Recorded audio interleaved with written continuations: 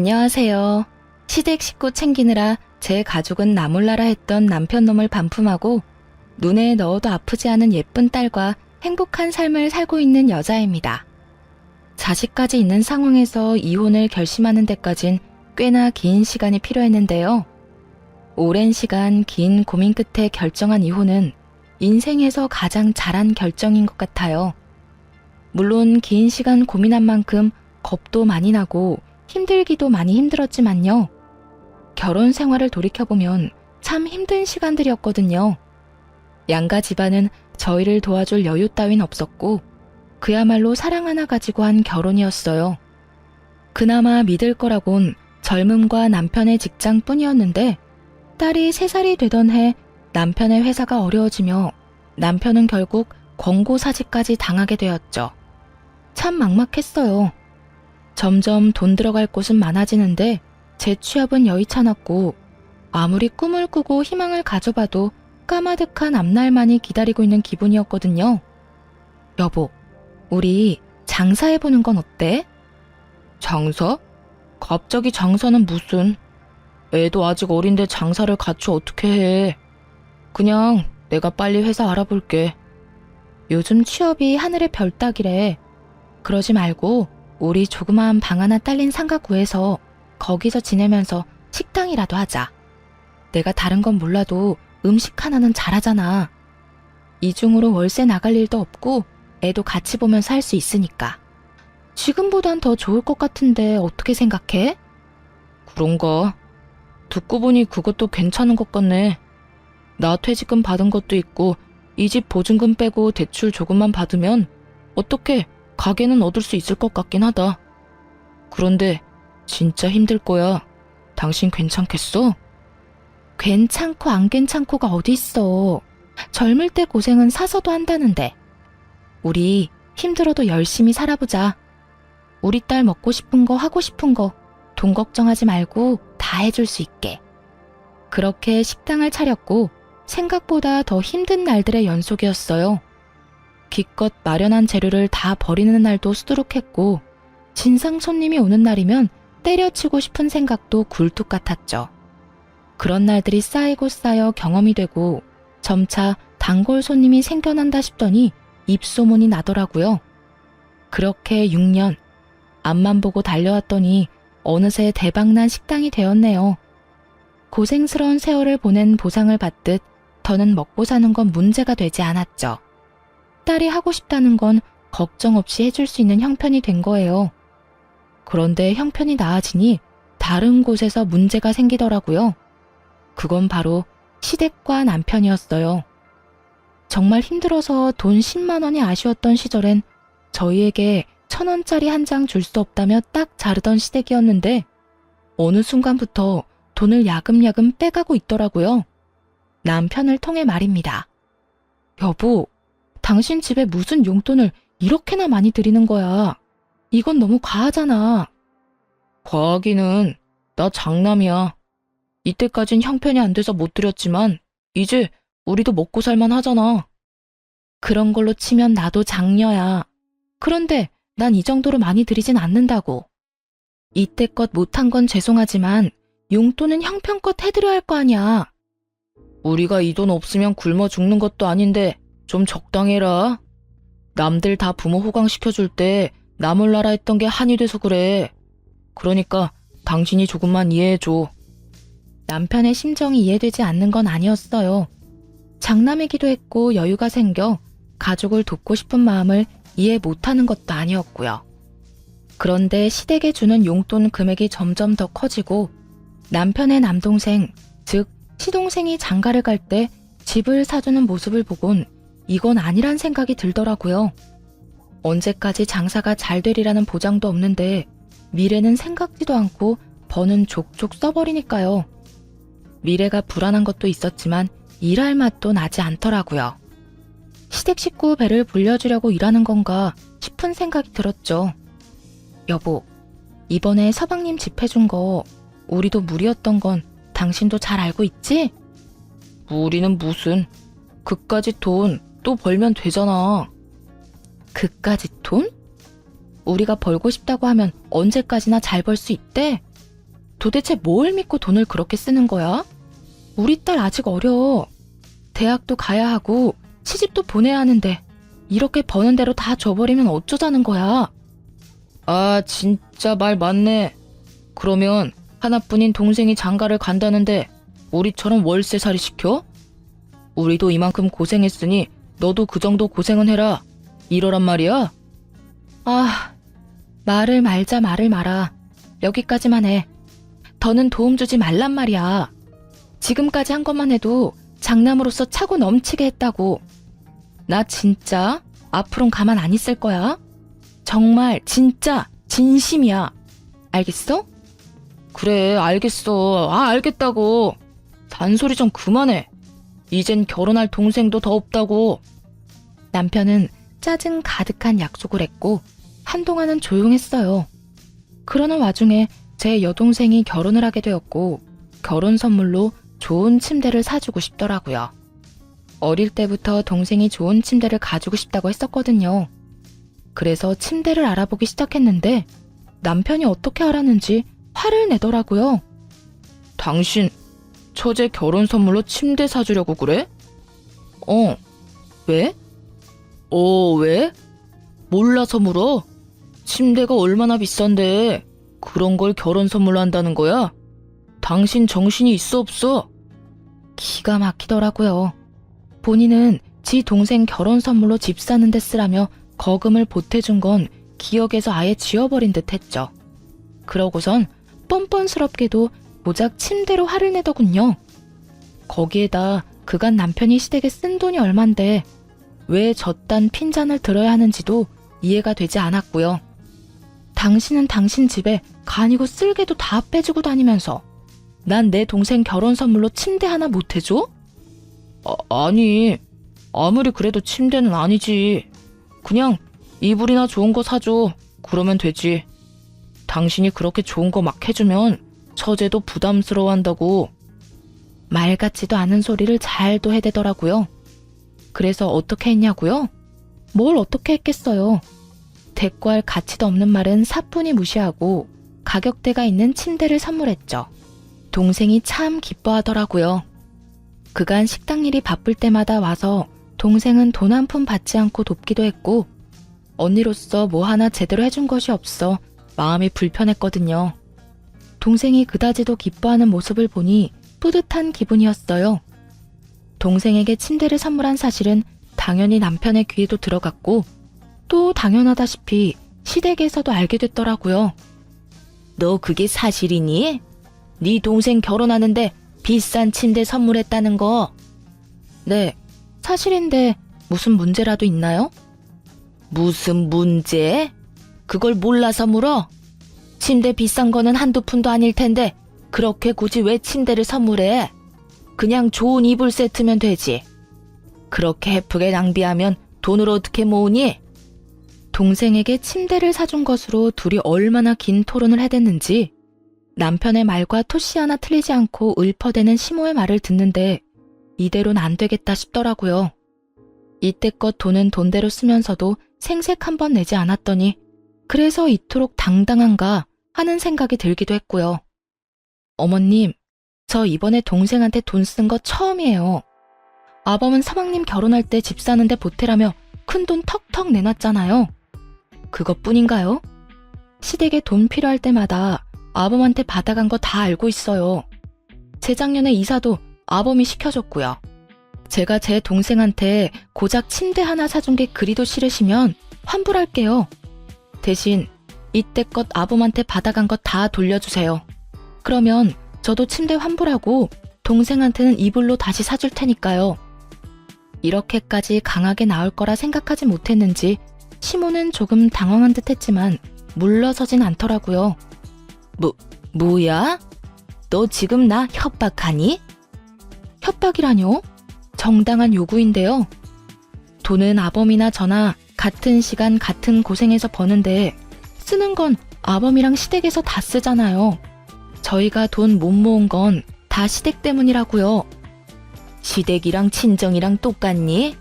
어디 비교할 게 없어서 시댁이랑 친정을 비교하는 거야? 우리 아들이야. 장가가도 우리 집사람이지만 네 동생은 시집 가면 그만인데 돈을 왜 써? 요즘 세상이 어떤 세상인데 그런 말씀을 하세요?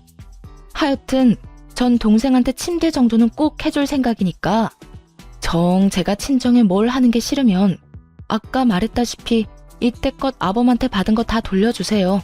그러면 침대도 환불하고 친정에 돈도 안 쓸게요. 너 진짜 이딴 식으로 나올 거야? 네, 저 이제 이딴 식으로 굴려고요. 그러니까 더는 제가 번 돈으로 뭘 하든 상관하지 마세요. 앞으로 저 몰래 아범한테 큰돈 받아내는 것도 그만하시고요. 시모는 아무 말도 연락도 없더라고요. 남편 역시 시모를 통해 전해 들은 것인지 한동안은 제 비위를 잘 맞추려고 노력하는 게 눈에 보였어요. 여전히 시댁으로 용돈은 주고 있었지만 더는 큰 돈이 가는 일은 없더라고요. 그렇게 한동안은 조용했는데 동서가 출산을 하며 다시 일이 터졌네요. 동서는 원래도 엄살이 심하고 장깨가 많은 사람인지라 명절 때면 제가 고생이 이만저만이 아니었거든요. 명절만 되면 여기도 아프고 저기도 아프기 일쑤였죠.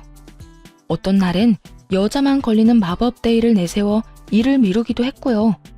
그런 동서에게 출산은 좋은 핑곗거리였겠죠. 시댁에서 마주칠 때면 남편을 붙잡고 힘들다고 징징대기 바쁘더라고요. 아주버님, 저 요즘 잠도 못 자고 너무 힘들어요. 그이도 회사 일로 바빠서 아무것도 못 도와주고 독박 육아하려니 너무 힘들고 우울해요. 어쩐지 재수씨 안색이 창백하다 싶었는데 힘들어서 그런 거였어요? 네. 아기가 내려놓기만 하면 우니까 화장실도 제대로 못 간다니까요. 도우미분이라도 계시면 좀 살만할 것 같은데 그이 월급으론 도우미까지 부르긴 부담스럽고 그렇다고 혼자 다 하려니 너무 힘들고 지치네요. 그러면 제가 도우미 불러드릴게요. 그까짓 돈 얼마나 한다고.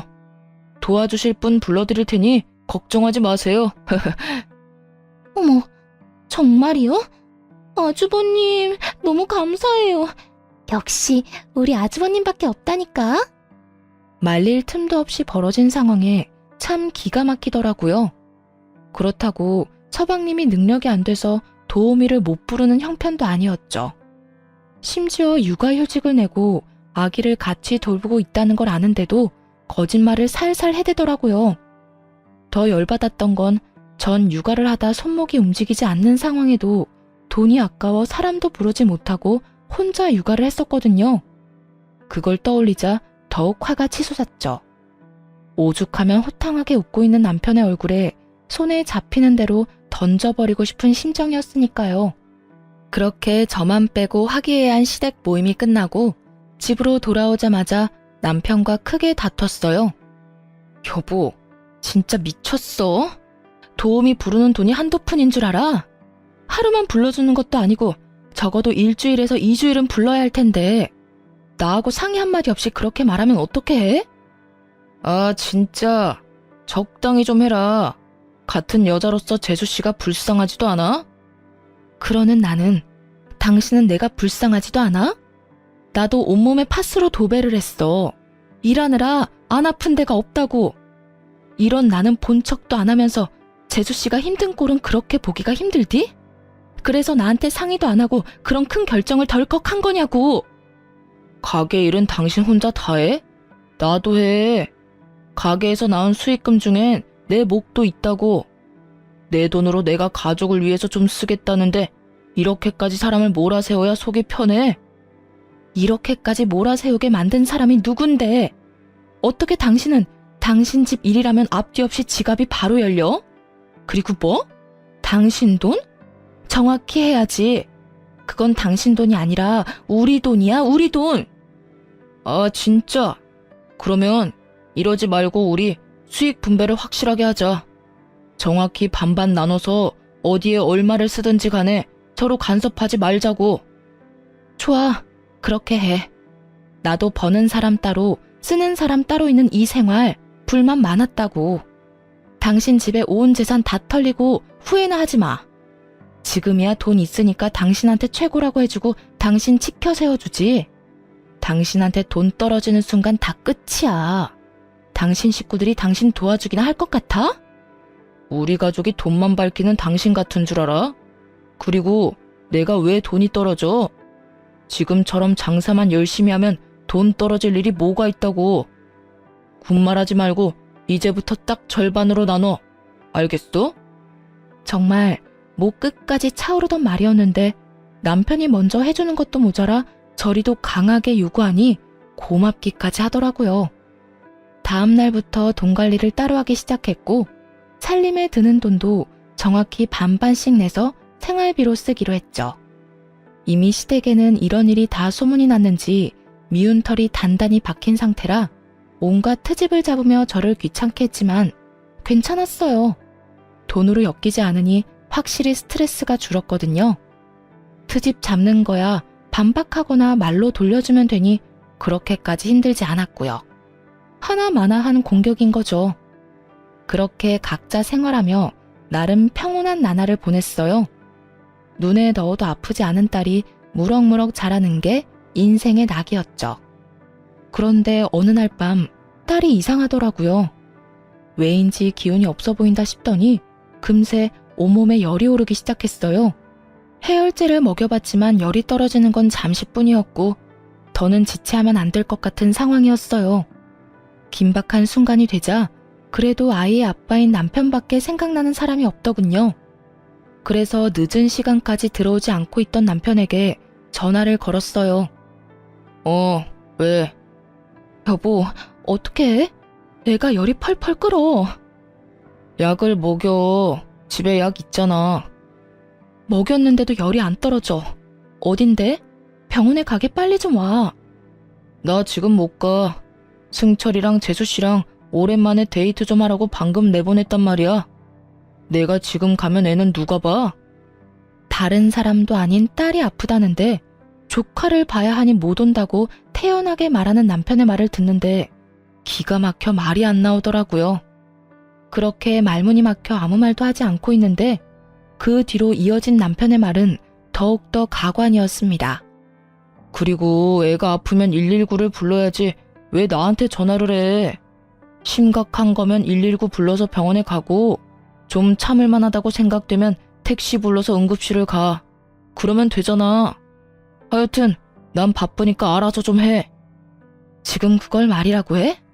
애가 아파서 애 아빠한테 전화한 게 잘못이야? 아니, 당신 애가 아프다는데 이것보다 더 중요한 일이 세상에 어디 있어? 당신 진짜 애 아빠가 맞긴 해? 내가 틀린 말 했어? 애가 아프면 병원에 가야지. 애 아빠가 간다고 애가 괜찮아져? 별것도 아닌 걸로 사람 귀찮게 좀 하지 마. 별것도 아닌 거?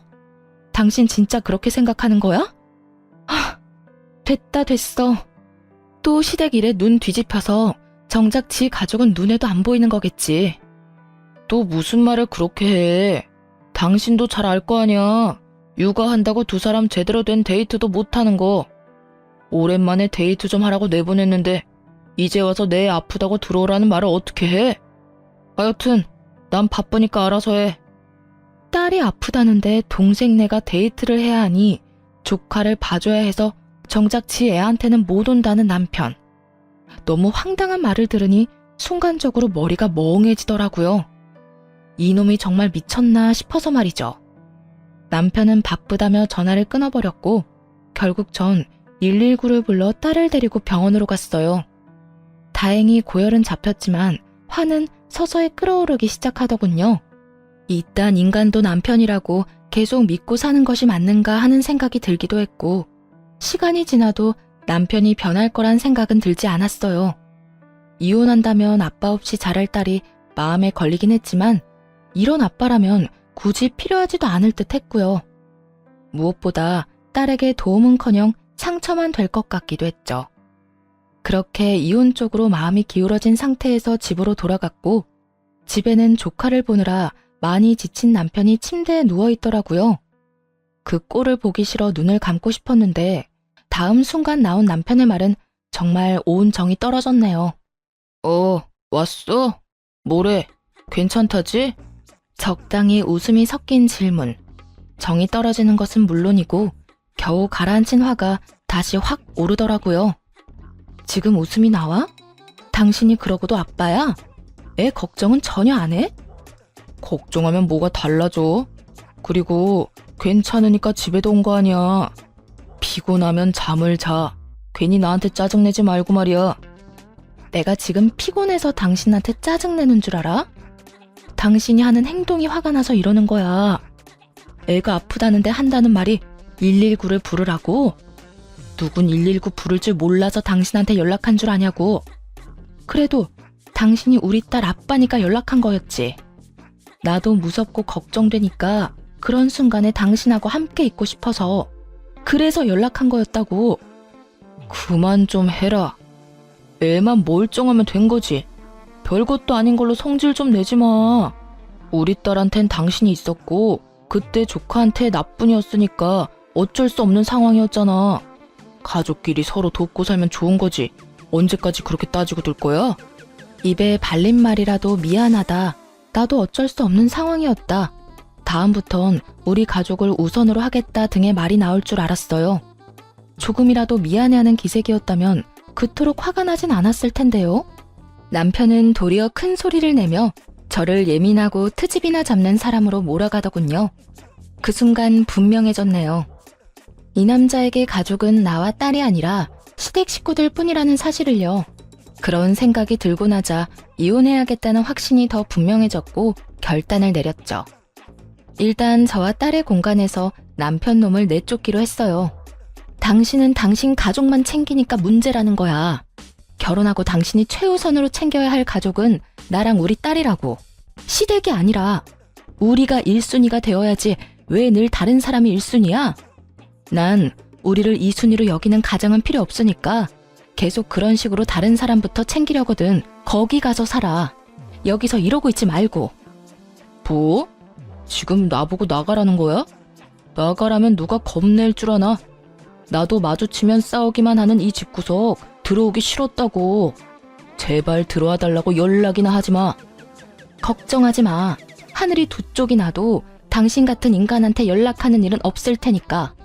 화를 내더니 그 길로 남편은 집을 나가버렸고 바로 이혼 준비를 하기 시작했죠. 이혼을 준비하며 알아보니 생각보다도 더 많은 돈이 시댁으로 흘러들어갔더라고요. 결혼한 지 2년밖에 되지 않은 동서에게 들어간 돈도 꽤 많았고요. 당연하다면 당연하게도 차용증 한 장 없이 말입니다. 돈 관리를 따로 하기 시작한 시점부턴 거의 돈을 물 쓰듯 썼더군요. 힘들었던 시절은 생각지도 않고 피땀 흘려 번 돈으로 시댁 식구들만 챙기는 남편의 행동은 이혼 사유로 충분했죠. 물론 이혼을 결심하며 딸이 걱정스러운 건 있었어요. 그런데 딸아이 역시 남편에게 실망을 많이 했더라고요. 엄마, 그냥 아빠랑 이혼해. 아빠한텐 우리가 항상 2등이잖아. 난 이제 그런 아빠 필요 없어. 어? 우리 딸 아빠한테 화 많이 났구나? 화가 난 게 아니라 아무 감정도 없는 거야. 아빠랑 뭘 해본 기억도 없고 웃으면서 이야기 나눈 기억도 거의 없어. 그런 아빠한테 무슨 화가 나겠어? 그러니까 엄마도 내 걱정하지 말고 이혼하고 싶으면 그냥 이혼해도 된다고 말해주고 싶었어. 우리 반에도 이혼한 애들 꽤 있으니까 이상한 걱정하지 말고. 혹시나 이혼이라는 선택이 딸에겐 상처만 되는 이기적인 선택이진 않을까 고민했었는데 딸에게서 이런 말을 들으니 옳은 선택이었다 싶었어요. 어린 딸에게 이런 말까지 나오게 한 남편에게 정말 분노하기도 했고요. 이혼은 순탄하지 않았어요. 남편이 이혼을 거부한 것은 아니었지만 위자료를 주지 않으려 갖은 애를 썼거든요. 시댁엔 큰 돈을 아무렇지 않게 턱턱 내놓더니 저에겐 한 푼이라도 아껴보려 하는 모습을 보며 이혼을 결심하길 잘했다는 생각을 다시금 했네요. 양육권은 두말할 것 없이 제가 가져오게 되었고 위자료 역시 생각보다 더 큰 금액을 받게 되었어요. 집은 제 명의였고 가게는 남편 명의였기에 이혼을 하자마자 용달차를 불러 남편의 짐을 동선의 집으로 보내버렸어요. 짐을 받은 동선은 전화를 해서는 개거품을 물기 시작하더라고요. 형님 진짜 미쳤어요? 이 짐을 왜 저한테다 보내세요? 왜? 내 전남편이 매일같이 그 집에 가 있길래 거기가 내 전남편 집인 줄 알았는데? 그걸 지금 말이라고 해요? 얼른 다시 가지고 가세요. 그렇지 않아도 하루가 멀다고 찾아와서 귀찮아 죽겠는데 짐까지 우리 집에 있는 거 알면 여기서 살다시피 할 거 아니에요. 그까지 돈 좀 줬다고 빈대라도 붙을 생각이야 뭐야? 하여튼 눈치가 없어도 너무 없다니까. 가라고 눈치를 줘도 알아먹지를 못해요. 전 그런 눈치 없는 아주버님 데리고 살 생각 전혀 없으니까 얼른 짐 다시 가지고 가세요. 난 이미 동서한테 다 보냈고 내 손은 다 떠나갔으니까 정 싫으면 동서가 어머님 댁으로 보내든 다 태워버려버리든 알아서 해. 나한테 이런 연락하지 말고. 이제 우리 엄연히 남남인 거 몰라? 눈치 없는 동선의 아주버님, 이제 나하고 아무 사이도 아니고 동서 가족이니까 알아서 잘 챙겨 살아. 늘 그랬던 것처럼 말이야. 언제는 전남편이 최고라며 치켜세우기 바쁘더니 빼먹을 것이 없어지자 동서는 전남편을 짐짝 취급을 해대더라고요. 형님, 글쎄 전 아주버님을 제 식구라고 생각해 본 적이 없다니까요. 식구도 아닌데 무슨 돈은 그렇게나 많이 받았대? 차용증 한 장 없이 말이야. 그거야. 난 그저 힘들다고 했을 뿐인데 아주버님이 나서서 돈을 준 것뿐이라고요. 주는 돈을 안 받는 사람이 어디 있어요? 그리고 다 갚을 거예요. 가족끼리 차용증은 무슨? 데리고 살라고 할 땐 식구가 아니라고 하더니 돈 이야기엔 가족? 동서는 참 말이 앞뒤가 안 맞네. 자기 마음대로 이랬다 저랬다 편하게도 산다. 하여튼 형님한테 빌린 돈 아니니까 신경 쓰지 마세요. 짐은 빨리 다시 가지고 가시고요. 동서는 화를 내며 온갖 험한 말과 함께 전남편에 대한 욕을 쏟아냈고 그 모든 내용을 녹음해 전남편에게 보내버렸어요. 돈은 돈대로 쓰고 무슨 일이 있다면 만사를 제쳐놓고 도와줬던 인간들이 전남편을 어떻게 생각하고 있는지 알려주기 위함이었죠. 보낸 녹음 파일을 다 들은 남편은 전화를 해 화를 내기 시작하더군요. 당신 이게 뭐야? 이딴 거 보내면 내가 후회라도 할 줄 알아? 당신 같은 인간은 후회라는 감정도 사치라는 거 나도 잘 알아. 난 그저 당신이 지금 어떤 처지인지 똑바로 알고나 있으라고 보낸 거야. 당신이 그렇게 믿어 의심치 않던 당신 재수씨도 당신이라면 지긋지긋하다고 하니 당신 엄마 집에나 가야겠네. 하여튼 오갈 데 없다고 우리 집엔 오지 말고. 이젠 우리 집에 당신 짐도 없으니까 말이야. 내가 말했지. 오라고 해도 안 간다고. 이혼까지 한 마당에 내가 미쳤다고 그 집에 가냐? 당신 잊었나 본데 가게는 내 거야. 가게가 있는데 그깟 집 언제든 벌어서 사면 된다고. 그때 가서 후회나 하지 마. 당신이야말로 이 가게 아니면 어디 가서 돈이나 벌어 먹고 살 수 있을 거나 같아? 나니까 당신 데리고 살아준 거야. 이거 왜 이래? 어디 두고 보자. 그래, 누가 더 잘 먹고 잘 사나. 그래, 두고 보자고. 전 남편은 제가 이혼을 후회할 것이라 호언장담하더군요. 길고 짧은 건 대봐야 안다지만 이건 굳이 대보지 않아도 뻔히 알 수 있는 것이었죠. 그렇게 마지막까지도 전 남편과는 얼굴을 붉히며 끝을 봤고 저와 딸은 빠르게 안정을 찾아갔어요. 워낙 가정에 무관심했던 아빠라 없어도 표시도 나지 않더라고요. 전 남편의 빈자리가 아쉽기는커녕 이혼 따위 한 적도 없다는 듯 평화로운 나날들을 보내고 있었죠. 그렇게 3개월쯤 지났을 때일까요? 전 남편의 가게에 파리만 날린다는 소문이 나돌더라고요. 제가 빠진 가게가 평탄하지 않을 거라는 예상은 했지만 그 시점이 너무 빨라 조금은 놀랍더라고요. 도대체 어떻게 된 것인지 궁금해지던 찰나 전 남편에게 연락이 왔어요. 여보, 나 요즘 너무 힘들다. 우리가 힘들게 일군 가게 문 닫기 직전이야. 그래, 망해간다는 소문이 여기까지 들리더라. 말아먹을 건 알고 있었지만 3개월은 너무 빠르지 않아? 어떻게 6년 동안 일군 가게를 3개월 만에 말아먹을 수가 있어? 그게 우리 이혼하고 난 뒤에 일손이 부족해서 우리 가족한테 일 좀 도와달라고 부탁했었거든. 그런데 아무도 안 도와주는 거야. 엄마는 온몸이 아프다고 그러더니 쇼핑이나 다니고 동생이랑 재수씨는 아기 핑계대고 여행 다니더라. 돈 받아갈 땐 간이고 쓸개고 다 빼줄 것처럼 굴더니 정작 내가 필요할 땐 아무도 안 도와주는 거 있지? 내 연락도 차단해버리고 말이야.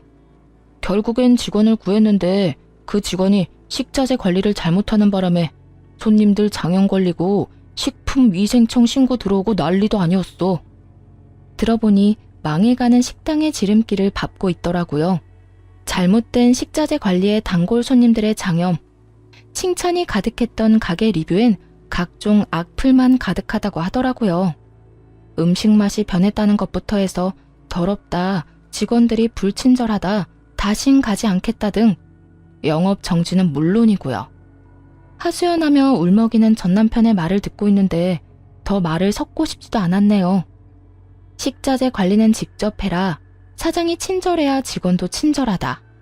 쓰레기통에서는 개도 밥 먹기가 싫다 등등 입이 마르고 닳도록 말했었는데 단 하나도 새겨듣지 않아 일어난 일들이더군요. 거기에다 전 시댁 인간들까지 한몫했고 말이죠. 왜 아무 말도 없어? 나랑 이제 말도 하기 싫어? 당신 같으면 당신이랑 말 섞고 싶겠어? 그러게, 내가 뭐라고 그랬어? 당신한테 식구는 우리라고 했었지? 돈은 돈대로 뜯기고 가게는 가게대로 말아먹고 다 망해가는 거 자랑질이라도 하려고 연락했니? 왜 연락한 거야? 아니, 넌 그냥 일이 이렇게 되고 나니까 당신 생각나서 연락했어. 당신 말이 다 옳았다 싶기도 해서 말이야. 미안해. 그땐 내가 어리석었어. 이제 와서 사과하면 내가 받아줄 거라 생각해? 정신 차려. 이혼 도장 잉크 마른 지 오래고 난 당신 사과 같은 거 이제 필요 없어.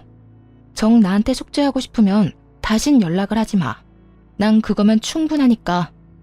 그렇게 다신 연락도 하지 말라는 말과 함께 전화를 끊어버렸어요.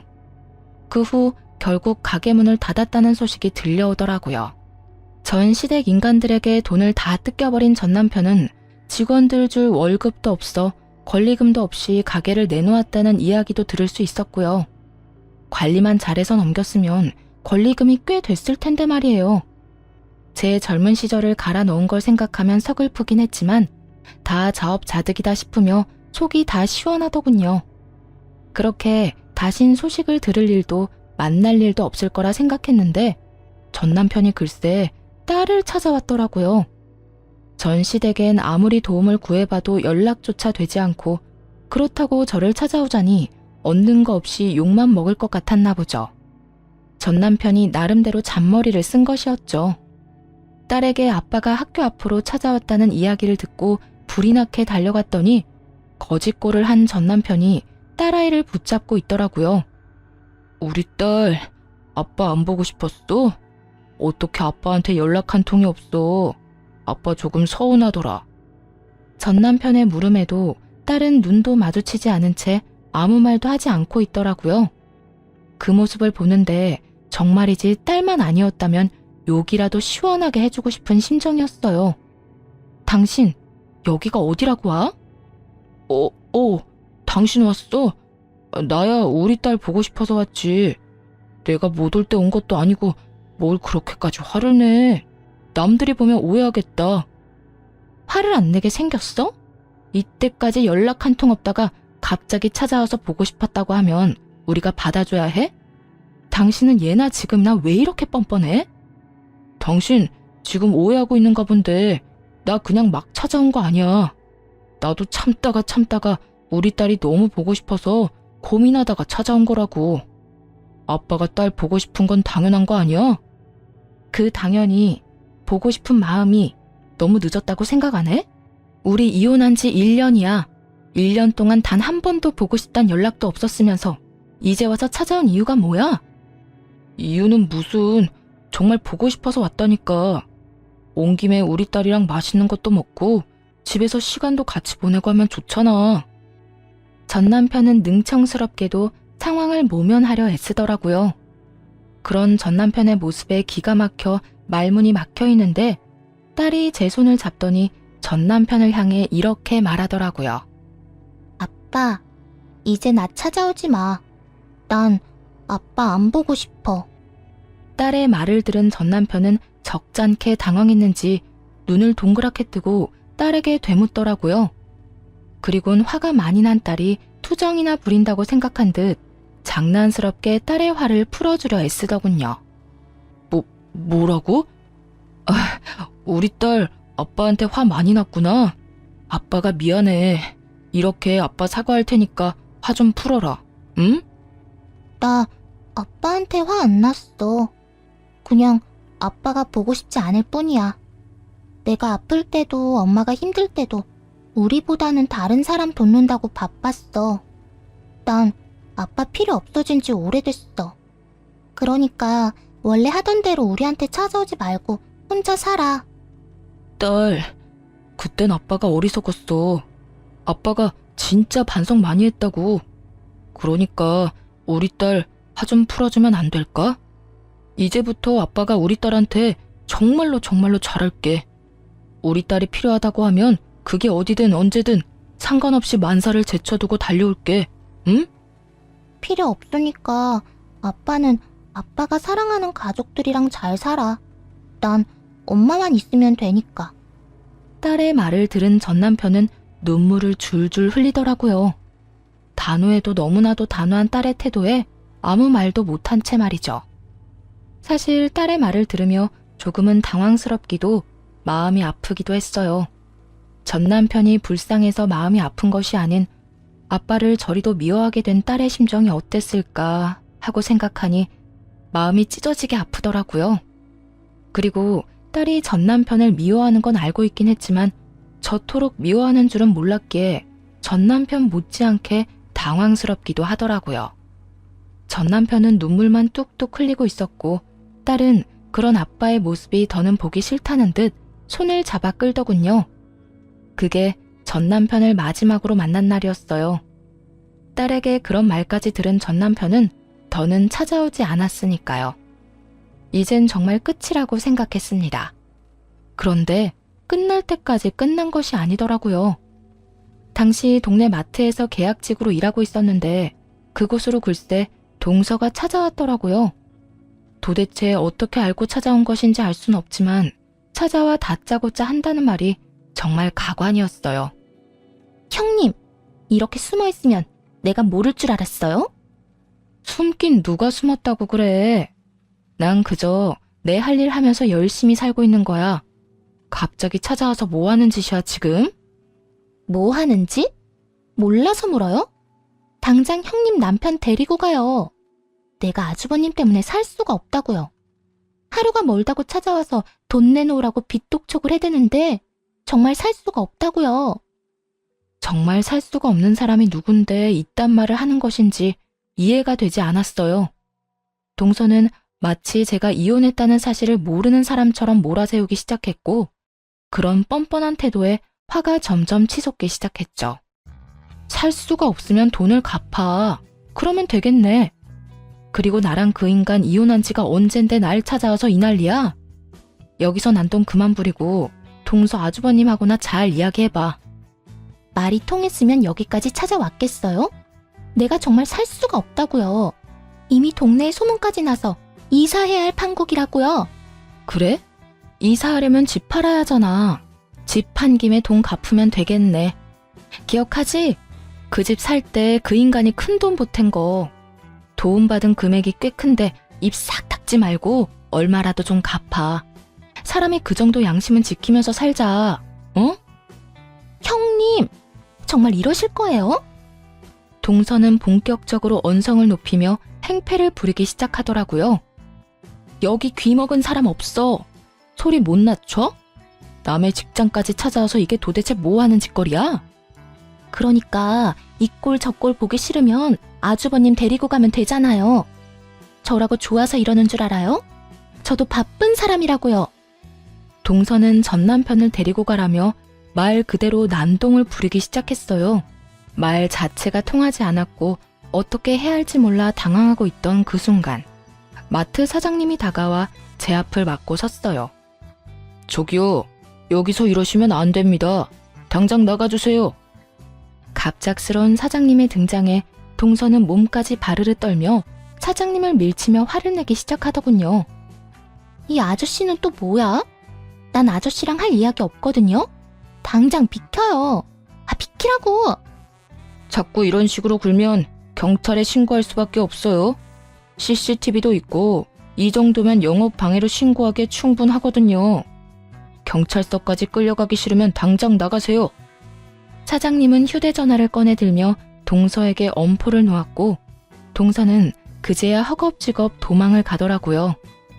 한바탕 소란이 지나가고 난 후 정신이 되돌아오니 도저히 당하고만 있을 수는 없다는 생각이 들더라고요. 돈을 받았을 때는 언제고 이제 와서 돈 내놓기 싫은 그 심보도 심보였지만 이미 다 끝난 저를 찾아와 난동을 부리는데 도저히 용서할 수가 없었어요. 당시 동서는 회사를 이직한 상태였는데 전 남편에게 숨기고 있다는 사실을 전 알고 있었어요. 눈에는 눈, 이에는 이라고 전 남편에게 연락해 동서가 이직한 회사를 알려주었죠. 입사하는 것이 하늘의 별 따기라던 대기업에 다니고 있다는 사실을요. 전 남편이 회사로 찾아가 돈을 내놓으라고 제대로 난동을 쳤는지 신고를 받고 출동한 경찰에게 잡혀 유치장 신세를 지게 되었다 하더군요. 가족 타령하며 좋다고 붙어먹을 때는 언제고 돈 때문에 서로를 못 잡아먹어 안달이 난 꼴이 참 보기 좋다 생각했네요. 전 남편이 유치장 신세를 지고 있다는 이야기를 듣고 난 후 동서에게서 연락이 왔더라고요. 사람 하나 살리는 셈치고 좀 도와달라고요. 형님, 저 좀 살려주세요. 제발요. 다짜고짜 이게 무슨 소리야? 사실은 저요, 돈이 없어요. 아주버님 돈을 갚고 싶어도 돈이 없다고요. 말이 되는 소리를 좀 해. 대기업 월급이 얼만데 돈이 없다고 하면 누가 믿어? 그게요, 다 썼어요. 이것저것 좀 사느라. 들어보니 평소에도 사치가 심하던 동서는 전 남편에게 빌린 돈은 물론 월급까지도 물 쓰듯 쓰고 다녔더라고요. 전 남편이 저와 이혼할 것도 가게가 저리 망해버릴 것도 예상하지 못한 채 말이죠. 거기다 전 남편이 찾아와 제대로 회사를 엎어준 덕에 회사까지 잘렸다며 하소연하기 시작하더군요. 거기다 아주버님 때문에 회사까지 잘렸다고요. 이제 정말 돈 나올 구멍이 없어요. 돈이 없으면 없는 거지. 왜 나한테 이 난리를 부리는 거야? 동서 남편 있잖아. 동서 남편한테 말해. 엄한 사람한테 하소연하지 말고. 저희 남편도 요즘 힘들어요. 그래서 말인데 형님이 돈 좀 빌려주시면 안 될까요? 차용증 쓰라고 하면 쓸게요. 저 좀 살려주세요. 제발요. 내 돈으로 내 전 남편 돈을 갚겠다. 이 뜻이네? 동서 진짜 양심도 없구나. 어떻게 나한테 그 돈을 빌려달라고 할 수가 있어? 저도 오죽 급했으면 이러겠어요? 아주버님 목소리만 들어도 이젠 지긋지긋한데 돈은 없고 형님은 이혼하면서 받은 위자료랑 집 있잖아요. 그러지 말고 돈 좀 빌려주세요. 돈을 빌리는 사람이 어찌나 당당한지 누가 들으면 맡겨놓은 돈이라도 있는 건 줄 알겠더라고요. 착각을 해도 아주 큰 착각을 하고 있는 동서에게 확실하게 현실을 깨우치게 해주었어요. 정신 차려. 그 돈이 있다고 해도 동서한테 빌려줄 일은 없어. 그러니까 다신 나한테 연락도 하지 말고 찾아오지도 마. 내가 동서 해주니까 우리가 아직도 가족인 것 같아? 그저 그쪽 저쪽이라 하기 못해서 불러주는 거니까 착각하지 마. 알겠어? 그리고 다시 나한테 피해주잖아? 동서도 내 전 남편이랑 나란히 유치장 신세 지게 해줄 테니까. 유치장은 가고 싶지 않았는지 더는 연락이 온다거나 찾아오는 일은 없더라고요. 그렇게 돈 나오던 방망이가 사라진 후 돈을 물 쓰듯이 쓰던 전 시댁 식구들은 빠르게 무너져 내렸어요. 동선에는 사업을 하다 제대로 망해버려 좁은 단칸방으로 이사를 갔다고 하고 전 시댁은 그런 동선애를 도와주다 함께 망해버렸다고 하고요. 능력도 없는 것들이 돈만 믿고 설치다 집안 하나 잘 말아먹었다 했네요. 그 후 전 시댁과의 소식이 완전히 끊겨버리고 잘 지내고 있습니다. 여전히 마트에서 일하며 딸과 함께 행복한 나날들을 보내고 있는 중이에요. 무엇보다 사장님이 저와 딸을 잘 챙겨주셔 몸도 마음도 편한 요즘이에요. 딸아이도 마트 사장님을 무척이나 좋아하는데요. 운동회를 앞둔 어느 날 딸이 이런 말을 하더라고요. 엄마, 마트 사장님, 나 운동회 할 때 엄마랑 같이 오면 안 돼? 엄마 혼자 오는 것보다 사장님도 같이 오면 나도 좋고 엄마도 좋을 것 같아. 사장님이랑? 그건 좀 힘들 수도 있을 것 같은데. 아무래도 사장님이 부담스러울 수도 있을 것 같아. 아니야. 저번에 운동회 이야기하니까 꼭 오고 싶다고 했어. 그러니까 엄마가 한번 물어나 봐봐. 아마 꼭 오고 싶다고 할걸? 평소 사장님과 장단이 잘 맞아 친하게 지내던 터라 딸이 함께하고파 하는 마음을 이해하지 못하는 건 아니었지만 조금은 조심스럽더라고요. 그래도 딸이 너무 기대를 하고 있던 터라 조심스럽게 사장님께 물어보았고 사장님은 흔쾌히 함께 하겠노라 말해주었어요. 정말 저도 가도 되나요? 그렇지 않아도 꼭 가보고 싶었는데 초대해 주셔서 감사해요. 요즘도 도시락도 싸고 하나요? 그날 김밥은 제가 쌀 테니 그냥 몸만 오세요. 아셨죠? 결국 사장님과 함께 딸의 운동회에 참석하게 되었고 참 즐겁더라고요. 막상 전 남편과는 딸의 학교 행사에 참석해 본 적이 없는데 사장님과 함께 딸과 좋은 시간을 보내고 있으니 가족이 된 기분마저 들었어요. 그렇게 웃고 떠들며 즐거운 시간을 보내던 중 사장님이 이런 말을 하더라고요. 평생 일만 하느라 혼자 늙어 죽을 거라 생각했는데 덕분에 이런 것도 와보고 호강하네요. 아니에요. 사장님 덕분에 저희가 더 즐거운걸요. 우리 딸 저렇게 즐거워하는 거 정말 오랜만이에요. 감사해요. 곤란한 부탁일 수도 있는데 흔쾌히 와주셔서요. 저 진짜 오고 싶었다니까요. 막상 와보니까 오길 정말 잘했다 싶어요. 가족이란 이런 거구나 싶기도 하고 이대로 한 가족이면 정말 좋겠다 싶기도 하고요. 어때요? 이렇게 가족이 되면 정말 행복할 것 같지 않아요? 나만 그래요? 네? 행복할 것 같네요. 순간 너무 당황하여 대충 대답하긴 했지만 되뇌면 되낼수록 혼란스럽더라고요.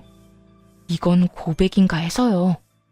아무래도 저는 이혼녀에다 딸이 있는 입장이라 항상 모든 것이 조심스러워 사장님의 말에 어떻게 대해야 할지 고민스러운 요즘입니다. 여러분의 생각은 어떠신가요? 이건 고백일까요? 그저 분위기에 취해 던져본 말일까요? 긴 사연 함께 해주셔서 감사합니다.